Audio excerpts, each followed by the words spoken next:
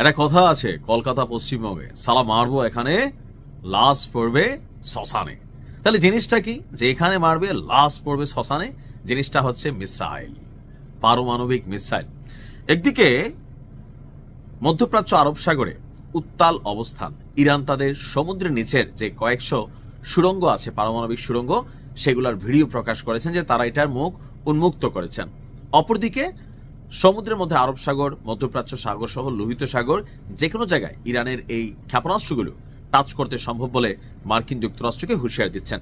অপরদিকে ট্রাম্প বলতেছে যে এইবারের রেজাল্টটা অতীতের তুলনায় আরো খারাপ হবে, খুব তীব্র এবং বড় আকারের একটা অভিযান হবে যদি ইরান পারমাণবিক কর্মসূচি বন্ধ না করে। এখন এই পারমাণবিক কর্মসূচি নিয়ে বিশ্বজুড়ে মার্কিনীদের সাথে বা পশ্চিমাদের সাথে অপেক্ষাকৃত ছোট দেশগুলা অথবা তাদের অবন্ধু দেশগুলোর মধ্যে একটা বড় আকারের বিরোধ তৈরি হয়েছে। কারণ তৃতীয় বিশ্ব ওই সকল দেশগুলা বেঁচে যাবে যাদের কাছে পারমাণবিক মেশিনারিজ আছে, না থাকলে সারা পৃথিবী তাদেরকে লাড়বে, যেমন বাংলাদেশকে লাড়তেছে না, লাড়তেছে। তো এই পরিস্থিতিতে যখন উত্তেজনাকর অবস্থান, তখন উত্তর কোরিয়ার প্রেসিডেন্ট কিম জং উন সে আরেক ঘোষণা দিয়ে বসছে। ঘোষণা কি, যে উত্তর কোরিয়া তাদের পারমাণবিক অস্ত্র ভান্ডার বাড়াতে, বড় আকারে আরো এটাকে মজুত করতে নতুন পরিকল্পনা নিয়েছে উত্তর কোরিয়া। আর এতে দক্ষিণ কোরিয়ার আবার কিছুটা টেনশনারও তৈরি হয়েছে। পারমাণবিক শক্তি যতটুকু আছে তার চেয়েও আরো অনেক কয়েক গুণ বাড়ানোর পরিকল্পনা হাতে নিয়েছে উত্তর কোরিয়া। দেশটির প্রেসিডেন্ট কিম জং উন এই সংক্রান্ত একটা নির্দেশনা দিয়েছেন।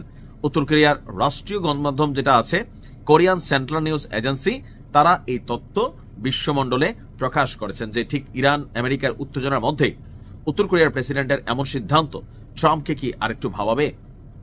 সম্প্রতি কিম জং উন নিজে উপস্থিত থেকে উত্তর কোরিয়ার সাম্প্রতিক একাধিক ক্ষেপণাস্ত্র পরীক্ষা নজরদারি করছিলেন। এই ঘটনা এশিয়া প্যাসিফিক অঞ্চলে নতুন করে উত্তেজনা সৃষ্টি করছে। এর মধ্যে কিম ক্ষেপণাস্ত্র উৎপাদন সক্ষমতা সম্প্রসারণ, মানে আরো বাড়ানোর জন্য এমনকি আরো অত্যাধুনিক করার জন্য নির্দেশনা দিয়েছে। আগামী কয়েক সপ্তাহের মধ্যে অনুষ্ঠিত হতে যাওয়া নবম কমিউনিস্ট পার্টি কংগ্রেসে এসব পরিকল্পনার বিস্তারিত তুলে ধরা হবে। এটি 2021 সালের পর একটা প্রথম দলীয় সম্মেলন, খুব গুরুত্বপূর্ণ। কিম বলছেন এসব পদক্ষেপ তার শত্রুদের জন্য চরম মানসিক যন্ত্রণা বয়ে আনবে। এটা কিন্তু সত্য। উত্তর কোরিয়ার কারণে চীনও টেনশনে আছে, দক্ষিণ কোরিয়া টেনশন আছে, জাপান আছে। এমনকি উত্তর কোরিয়ার সর্বশেষ যে পারমাণবিক মেশিনারিজ বানাইছে, এটা আপনার খোদ মার্কিন যুক্তরাষ্ট্র কিয়া হ্যালো বলতে সক্ষম। সব বুঝতেই পারছেন যে শত্রুদের জন্য মানসিক যন্ত্রণার কারণ কেন। আর উত্তর কোরিয়াকে কন্ট্রোল নেওয়া, শাসন করা, যে কোনো অভিযান চালানো, এইরকম মেশিনারিজ থাকলে কোনো দেশ ওইরকম পাগলামি করবে না। কারণ উত্তর কোরিয়ার হারানোর কিছু নাই। আর অন্যান্য উন্নত দেশগুলো এরকম একটা ঘটনা ওইসব দেশে ঘটলে এই দেশটা অনেক বছর পিছিয়ে যাবে। যার কারণে যারা ভদ্রলোক তারা কিছুটা শান্ত আছেন উত্তর কোরিয়ার অবস্থান দেখে। আপনার গেল 2 দিন আগে বড় ক্যালিবারের মাল্টিপল রকেট লঞ্চার সিস্টেম থেকে একটা ক্ষেপণাস্ত্র ছোড়া হয়। এই ঘটনাকে কিম কৌশলগত প্রতিরোধ সক্ষমতা বৃদ্ধিতে অত্যন্ত গুরুত্বপূর্ণ বলে উল্লেখ করেছেন। উত্তর কোরিয়া গণমাধ্যমটি বলছে এই অস্ত্র ব্যবস্থা নির্দিষ্ট লক্ষ্যবস্তুতে আঘাত হানতে সক্ষম। কিম জং উন বলছে ক্ষেপণাস্ত্রগুলো 358.5 কিলোমিটার দূরে সমুদ্রের নির্দিষ্ট লক্ষ্যবস্তুতে টাচ করতে পেরেছে। এগুলো জাপান সাগরের দিকে নিক্ষেপ করা হয়। জাপানের প্রতিরক্ষা মন্ত্রণালয়ের সূত্রের বরাতে জানা গেছে 2টি ক্ষেপণাস্ত্র উত্তর কোরিয়ার এক্সক্লুসিভ ইকোনমিক জোনের বাইরে গিয়ে পড়ছে, অর্থাৎ উত্তর কোরিয়ার যে সীমানা এর বাইরে গিয়ে তারা মারছে।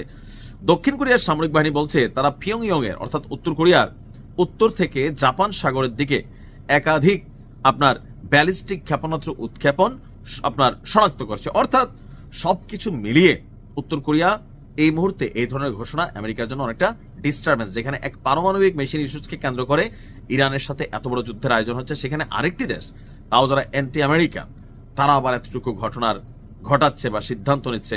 স্বাভাবিকভাবে আমেরিকা আসলে কি করবে, দেখা যাক কি করে। ভালো থাকুন, আসসালামু আলাইকুম।